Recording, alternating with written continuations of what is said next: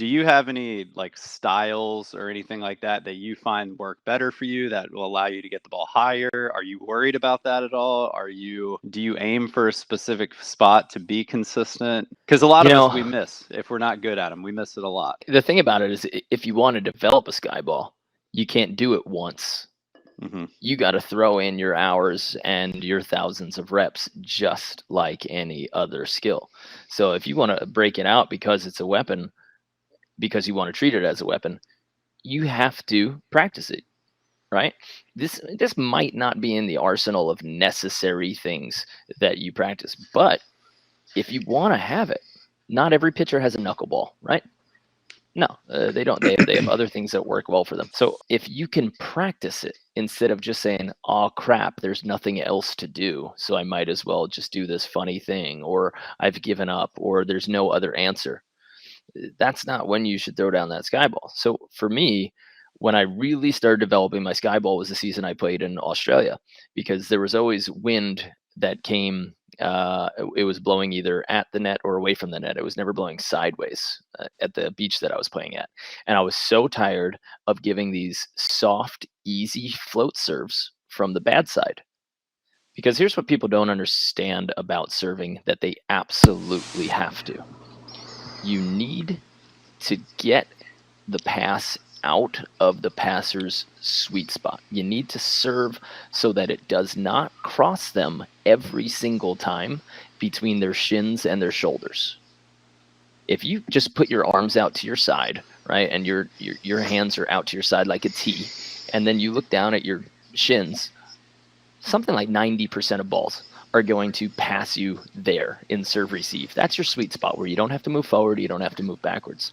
And so many players ignore the idea of serving over that fence that you created with your arms teed or in front of you, so that you have to move up, and then that changes all of your spacing offensively, even if it's an easier pass. It requires extra footwork, extra movement to get you back to that different distance. And again, it's changing the rhythm. It's forcing the passer and the attacker to get into a different rhythm.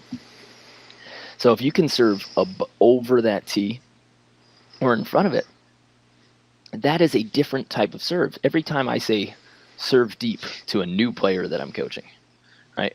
They just serve flat and deep, and it crosses somebody in their chest where they don't have to move. And I'm like, that ball was going to land in the deep part of the court, but that's not a deep serve.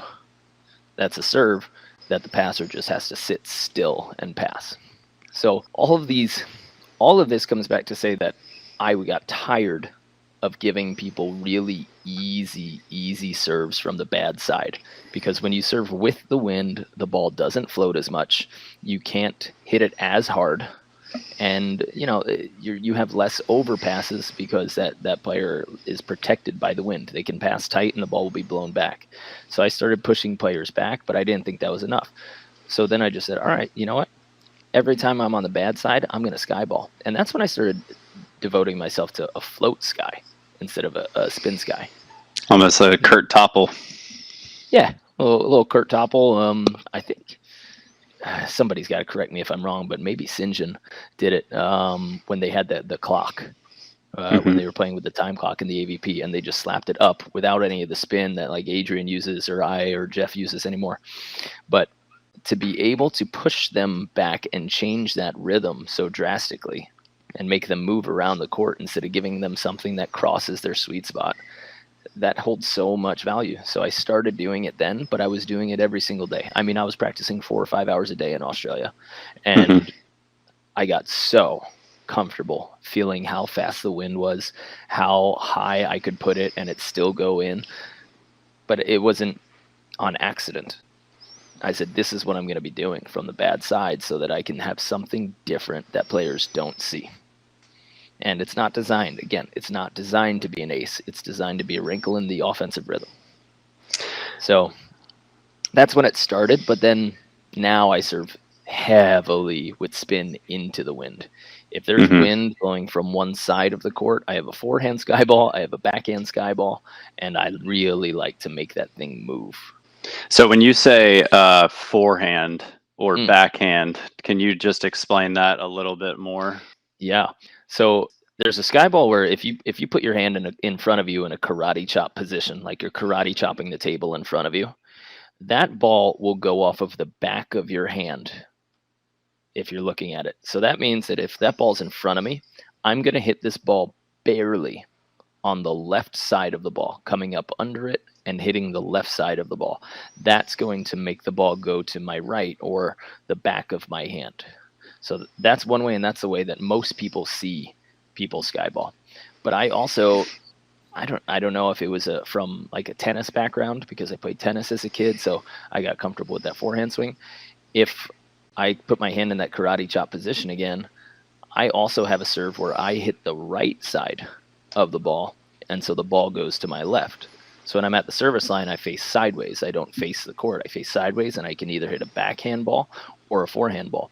And if I want to hit that spin, so the top of the ball is going into the wind, and that's going to make it cut back into the court.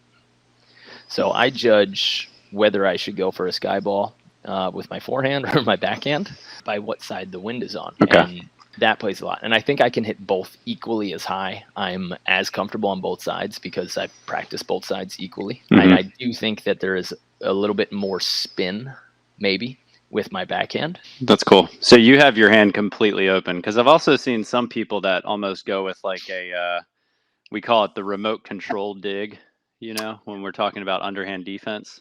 Yeah. I've seen a lot of people who look like they're using a remote control, if you guys can visualize that at home.